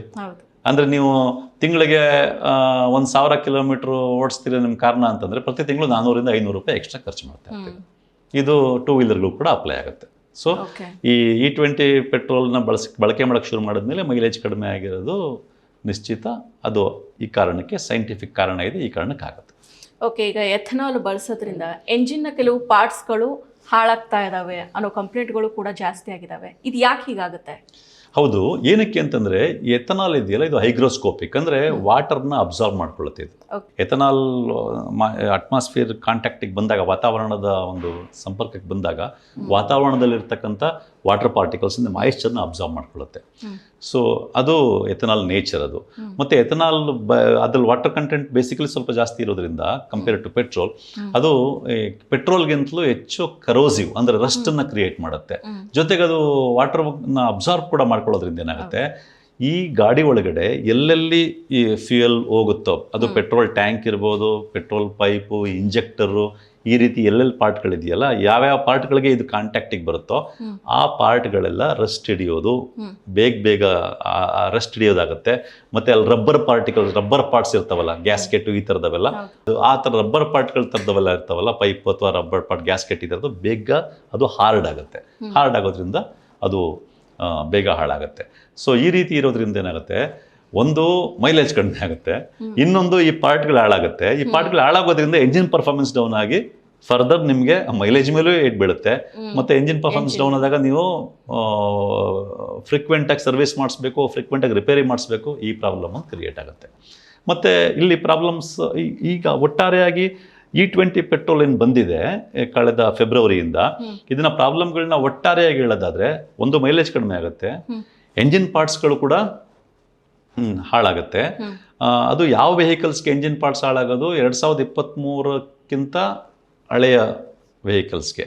2023 ಏಪ್ರಿಲ್ ಆದಮೇಲೆ ತಯಾರಾಗ್ತಾ ಇದೆಯಲ್ಲ ಬೈಕ್ ಆಗಲಿ ಕಾರ್ಗಳಾಗಲಿ, ಅಲ್ಲಿ ಈ ಕಾಂಪೋನೆಂಟ್ಸು ಏನು, ಈ ಪೆಟ್ರೋಲ್ ಎಲ್ಲೆಲ್ಲಿ ಫ್ಲೋ ಆಗುತ್ತೆ, ಅಲ್ಲಿ ಬರ್ತಕ್ಕಂಥ ಕಾಂಪೋನೆಂಟ್ಸ್ನೆಲ್ಲ ಮೆಟೀರಿಯಲ್ಸ್ನ ಚೇಂಜ್ ಮಾಡಿದ್ದಾರೆ. ಇದರಿಂದ ಹಾಳಾಗದೇ ಇರುವಂಥ ಮೆಟೀರಿಯಲ್ಸ್ನ ಬಳಸ್ತಾ ಇದ್ದಾರೆ ಈಗ. ಆದರೆ 2023ಕ್ಕಿಂತ ಹಿಂದಿನ ವೆಹಿಕಲ್ಗಳಲ್ಲಿ ಈ ಮೆಟೀರಿಯಲ್ಸ್ ಎಲ್ಲ ಹಾಳಾಗುತ್ತೆ. ಹೀಗಿರೋದ್ರಿಂದನೇ ಏನಾಗ್ತಾ ಇದೆ ಅಂತಂದರೆ, ಹೀಗಿರೋದ್ರಿಂದ ಇನ್ಶೂರೆನ್ಸ್ ಕಂಪ್ನಿಗಳು ಕೂಡ ಏನಾದ್ರು ಗಾಡಿ ಡ್ಯಾಮೇಜ್ ಆದಾಗ ಈ ಡ್ಯಾಮೇಜು ನೀವು ಬಳಸ್ತಾ ಇರೋ ಫ್ಯೂಯಲ್ ಕಾರಣಕ್ಕಾಗಿದ್ರೆ ಕ್ಲೈಮ್ ಬರಲ್ಲ. ಅಂದರೆ ಆ ಥರ ಗಾಡಿ ಡ್ಯಾಮೇಜ್ ಆದಾಗ ಇನ್ಶೂರೆನ್ಸ್ ಕವರೇಜ್ ಆಗಲ್ಲ ಅಂತ ಅವರು ಕೂಡ ಅವ್ರ ಇನ್ಶೂರೆನ್ಸ್ ಪಾಲಿಸಿಗಳಲ್ಲಿ ಆ ಥರ ಇದು ಮಾಡ್ತಾ ಇದ್ದಾರೆ. ಸೊ ಅವರು ಕೂಡ ಆ ಥರ ಇನ್ಶೂರೆನ್ಸ್ ಕಂಪ್ನಿಯವರು ಕೂಡ ಹೇಳ್ತಾ ಇದ್ದಾರೆ. ಮತ್ತು ಇನ್ನೊಂದೇನು ಅಂತಂದರೆ, ಈಗ ನಮ್ಮ ದೇಶದಲ್ಲಿ ಹತ್ತತ್ರ 25-26 ಕೋಟಿಯಷ್ಟು ಟೂ ವೀಲರ್ಸ್ ಇದೆ, ಒಂದು 7 ಕೋಟಿಯಷ್ಟು ಕಾರ್ಗಳಿದೆ. ಇಷ್ಟು ಕಾರು ಮತ್ತು ಇಷ್ಟು ಟೂ ವೀಲರ್ಸಲ್ಲಿ 90% ಅಷ್ಟು ಕಾರು ಮತ್ತು ಟೂ ವೀಲರ್ಸ್ಗಳು 2023ಕ್ಕಿಂತ ಹಳೆವೆ. ಅಂದರೆ E20 ಪೆಟ್ರೋಲ್ನ ಈ ರೀತಿ ಸಡನ್ ಆಗಿ ಇಂಪ್ಲಿಮೆಂಟ್ ಮಾಡಿದ್ರಿಂದ ಏನಾಗ್ತಾ ಇದೆ ಅಂತಂದರೆ, ಈ ದೇಶದಲ್ಲಿರ್ತಕ್ಕಂಥ 90% ಅಷ್ಟು ಕಾರ್ಗಳು ಮತ್ತು ಟೂ ವೀಲರ್ಗಳಿಗೆ ಅಂದರೆ ಅಷ್ಟು ಜನಕ್ಕೆ ತೊಂದರೆ ಆಗುತ್ತೆ. 2-3 ರೀತಿ ತೊಂದರೆ ಆಗುತ್ತೆ. ಒಂದು ಮೈಲೇಜ್ ಕಡಿಮೆ ಆಗೋದ್ರಿಂದ ಅವ್ರಿಗೆ ಹೆಚ್ಚು ಹಣ ಖರ್ಚಾಗುತ್ತೆ, ಮತ್ತು ಗಾಡಿ ಪಾರ್ಟ್ಗಳು ಹಾಳಾಗೋದ್ರಿಂದ ಅದಕ್ಕೂ ರಿಪೇರಿ ಖರ್ಚಾಗುತ್ತೆ, ಬೇರೆ ಬೇರೆ ರೀತಿಯ ತೊಂದರೆಗಳಾಗುತ್ತೆ. जंगल में जो भी होगा और म्यूनिसिपल वेस्ट को सेग्रीगेट करके वो कचरे से भी आपका बन जाएगा. पेट्रोल डीजल के भाव कम हो जाएंगे और 50 रुपए लीटर में डीजल मिल जाएगा और 55 रुपए लीटर में पेट्रोल का अल्टरनेटिव आ जाएगा. 60% इथेनॉल, 40% बिजली, उसका अगर एवरेज पकड़ा जाएगा तो 15 रुपए लीटर पेट्रोल का भाव होगा. जनता का भला होगा. ಓಕೆ, ಈಗ ಪೆಟ್ರೋಲ್ ರೇಟು 100 ರೂಪಾಯಿ ಇದೆ. ಸೊ 100 ರೂಪಾಯಿ ಮೇಲೇನೆ ಸಮಥಿಂಗ್ ಇದೆ. ಸೊ ಇವಾಗ ಎಥನಾಲು 20% ಪೆಟ್ರೋಲ್ ಮಿಕ್ಸ್ ಮಾಡ್ತಿದ್ದಾರೆ. ಹಂಗಿದ್ರೆ ಏನಾದರೂ ರೇಟ್ ಕಡಿಮೆ ಆಗಬಹುದಾ ಅಂತ ಪೆಟ್ರೋಲ್ದು? ಇಲ್ಲ, ಆಗಬಹುದಾ ಅಂದರೆ ಆಗಲ್ಲ. ಇವರು ಆ್ಯಕ್ಚುಲಿ ಇಷ್ಟೊತ್ತಿಗೆ ಮಾಡಬೇಕಾಗಿತ್ತು. ಇದು ಜನರಿಗೆ ಮಾಡ್ತಿರೋ ದೊಡ್ಡ ಅನ್ಯಾಯ. ಒಂದು ಕಡೆ ನೋಡಿ, E20 ಪೆಟ್ರೋಲ್ನ ಸಡನ್ ಆಗಿ ನಿಮ್ಗೆ ಆಪ್ಷನ್ನೇ ಇಲ್ಲ. E20 ಪೆಟ್ರೋಲ್ನೇ ಬಳಸಬೇಕು, ನಿಮ್ಗೆ ಬೇರೆ ಸಿಗಲ್ಲ. ಸೊ ಅದು ಬಿಟ್ಟರೆ ಕೆಲವು ಸಿಗುತ್ತೆ, ಅಂದರೆ ಈ ಹೈ ಆಕ್ಟೇನ್ ಪೆಟ್ರೋಲ್ಗಳು ಸಿಗುತ್ತೆ. ಅದಕ್ಕೆ ಅಲ್ಲದಲ್ಲಿ ಎಥನಾಲ್ ಇಲ್ಲ. High octane petrol 95-98 octane value ಇರುವಂಥ ಪೆಟ್ರೋಲ್ ಸಿಗುತ್ತೆ, ಬಟ್ ರೇಟು ತುಂಬ ಜಾಸ್ತಿ ಅದು, ಅದರಲ್ಲಿಲ್ಲ. ಬಟ್ ನಾರ್ಮಲ್ ಪೆಟ್ರೋಲಲ್ಲಿ ನಿಮಗೆ E20ನೇ ಸಿಗ್ತಾ ಇರೋದು. ಹಂಗೆ ಮಾಡಿಬಿಟ್ಟು ಏನಾಗೋಯ್ತು, ನಿಮಗೆ ಮೈಲೇಜ್ ಕಡಿಮೆ ಆಯಿತು. ಪ್ರತಿ ತಿಂಗಳು, ಈಗ ಉದಾಹರಣೆಗೆ ನೀವು ಪ್ರತಿ ತಿಂಗಳು ಪೆಟ್ರೋಲ್ಗೆ ಅಂತ ನೀವು ಬೈಕ್ ಇದ್ದವರು ಕೂಡ ಎಷ್ಟೋ ಜನ ಇವತ್ತು ಬೈಕು ಅಂತ ಟೂ ವೀಲರ್ಸ್ ಇಟ್ಕೊಂಡಿರೋರು ಯಾರು, ಮೋಸ್ಟ್ ಆಫ್ ಇದು middle class, lower middle class, ಅವ್ರ ಕೆಲಸಗಳಿಗೆ ಬಳಸ್ತಾ ಇರ್ತಾರೆ. ಉದಾಹರಣೆಗೆ ಆ ಥರ ಟೂ ವೀಲರ್ ಇಟ್ಕೊಂಡಿರೋರು ತಿಂಗಳಿಗೆ 2,000 ರೂಪಾಯಿ ಖರ್ಚು ಮಾಡ್ತಾ ಇರ್ತಾರೆ ಅಂತ ಅಂದ್ಕೊಳ್ಳಿ ಪೆಟ್ರೋಲ್ಗೆ. ಅವ್ರಿಗೆ ಕನಿಷ್ಠ 500 ರೂಪಾಯಿ ಎಕ್ಸ್ಟ್ರಾ ಖರ್ಚಾಗುತ್ತೆ ಮೈಲೇಜ್ ಡೌನ್ ಆಗೋದ್ರಿಂದ. ಕಾರ್ನವ್ರಿಗೂ ಅಷ್ಟೇ. ಆಯಿತಾ? ಒಂದು ಕಡೆ ಅದಾಯಿತು. ಇನ್ನೊಂದು ಕಡೆ ಎಂಜಿನ್ ಪಾರ್ಟ್ಸು ಹಾಳಾಯ್ತಾ ಇದ್ದರೆ ಅದಕ್ಕೆ ನೀವು ಖರ್ಚು ಮಾಡಬೇಕು, ಪದೇ ಪದೇ ರಿಪೇರಿಗೆ ಬರುತ್ತೆ. ಎಂಜಿನ್ ಪರ್ಫಾರ್ಮೆನ್ಸ್ ಡೌನ್ ಆಯ್ತಾ ಹೋಗುತ್ತೆ. ಆ ಇಂಜಿನ್ ಪರ್ಫಾರ್ಮೆನ್ಸ್ ಡೌನ್ ಆಯ್ತಾ ಹೋದಂಗೆ ಮೈಲೇಜ್ ಇನ್ನೂ ಡೌನ್ ಆಗುತ್ತೆ. ಸೊ ಅದಕ್ಕೂ ನೀವು ಖರ್ಚು ಮಾಡಬೇಕು. ಹಿಂಗಿದ್ದಾಗ ಅಟ್ಲೀಸ್ಟ್ ಗೌರ್ಮೆಂಟ್ಗೆ ಇದು ಲಾಭ ಆಗ್ತಾ ಇದೆ, ಸಿಕ್ಕಾಬಟ್ಟೆ ಲಾಭ ಆಗ್ತಾ ಇದೆ. ಯಾಕೆಂತಂದರೆ ನಾನು ಆಗಲೇ ಹೇಳ್ದಂಗೆ ಪ್ರತಿ ವರ್ಷ E20 ಪೆಟ್ರೋಲ್ ಇದು ಮಾಡ್ತಾ ಇರೋದ್ರಿಂದ ಗೌರ್ಮೆಂಟ್ಗೆ ಫಾರಿನ್ ಎಕ್ಸ್ಚೇಂಜ್ ಇದರಲ್ಲಿ 1.4 lakh crores ಅಷ್ಟು ಮಿಕ್ತಾ ಇದೆ. ಜನಕ್ಕೆ ಅದನ್ನ ಪಾಸ್ ಆನ್ ಮಾಡಬೇಕಾಗಿತ್ತು, ಆ ರೇಟ್ ಇದಾಗ್ತಾ ಇರೋದನ್ನ. ಈಗ ಏನಾಗುತ್ತೆ, ಎಥನಾಲ್ ಬೆಲೆ ಪೆಟ್ರೋಲ್ಗಿಂತ ಕಡಿಮೆ. ಹಂಗಿರೋದ್ರಿಂದ ನೀವು 20% ಎಥನಾಲ್ನ ಮಿಕ್ಸ್ ಮಾಡಿದಾಗ ಸಹಜವಾಗಿ, ಈಗ ಉದಾಹರಣೆಗೆ 1 ಲೀಟ್ರ್ ಪೆಟ್ರೋಲ್ನೇ ಕೊಡ್ತಿದ್ರೆ ಸರ್ಕಾರಕ್ಕೆ ಎಷ್ಟು ಖರ್ಚು ಬೀಳ್ತಾ ಇತ್ತೋ ಅದಕ್ಕಿಂತ ಕನಿಷ್ಠ 20 ರೂಪಾಯಿನಷ್ಟಾದರೂ ಕಡಿಮೆ ಖರ್ಚು ಸರ್ಕಾರಕ್ಕೆ ಬೀಳುತ್ತೆ. ಹಾಗಿರೋದ್ರಿಂದ 100 ರೂಪಾಯಿ ಇತ್ತಲ್ವ ಪೆಟ್ರೋಲ್ ರೇಟು, 20% ಎಥನಾಲ್ನ ಮಿಕ್ಸ್ ಮಾಡಿದಾಗ ಕನಿಷ್ಠ ಅಂದ್ರೂ 10 ರೂಪಾಯಿಂದಲೂ ಕಡಿಮೆ ಮಾಡಬೇಕಾಗಿತ್ತು. ಸರ್ಕಾರ ಆ ಕೆಲಸ ಮಾಡಿಲ್ಲ. ಹೋಗಲಿ, ಈಗ ಎಥನಾಲ್ನ ಎಲ್ಲ ಕಡೆ ಬಳಸ್ತಾ ಇದ್ದಾರೆ. ಹಾಗಾಗಿ ಎಥನಾಲ್ ಪ್ರೊಡಕ್ಷನ್ ಮಾಡಲಿಕ್ಕೆ ಏನು ಕಬ್ಬು ಅಥವಾ ಮುಸ್ಕಿನ ಜೋಳ, ಮೆಕ್ಕೆಜೋಳ ಅಥವಾ ಇನ್ಯಾವುದೇ ಒಂದನ್ನು ಬಳಸ್ತಾರಲ್ವ, ಅದನ್ನು ಬೆಳೀತಾ ರೈತರಿಗಾದ್ರೂ ಅಡಿಷನಲ್ ಆಗಿ ಹಣ ಕೊಡ್ತಾ ಇದ್ದಾರೆ, ಹಣ ಸಿಗ್ತಾ ಇದೆ ಅನ್ನೋದಕ್ಕೆ ಅದಕ್ಕೂ ಮಾತಲ್ಲಿ ಹೇಳ್ತಾ ಇದ್ದಾರೆ. ಬಿಟ್ಟರೆ ಅಂಕಿಅಂಶಗಳಲ್ಲಿ, ದಾಖಲೆಗಳಲ್ಲಿ MSPನ ಈ ಕಾರಣಕ್ಕೆ ಜಾಸ್ತಿ ಮಾಡಿರ್ತಕ್ಕಂಥದ್ದು, ರೈತರಿಗೆ, ಕಬ್ಬು ಬೆಳೆಯೋ ರೈತರಿಗೂ ಇನ್ನೊಬ್ಬರು ರೈತರಿಗೂ MSP ಜಾಸ್ತಿ ಮಾಡಿರ್ತಕ್ಕಂಥದ್ದು ಎಲ್ಲೂ ಅಧಿಕೃತವಾಗಿ ಇದಾಗ್ತಿಲ್ಲ. ನನಗಿಷ್ಟ ನಂದಿನಿ ತುಪ್ಪ, ಶುದ್ಧ ತುಪ್ಪ ಅಂದರೆ ನಂದಿನಿ.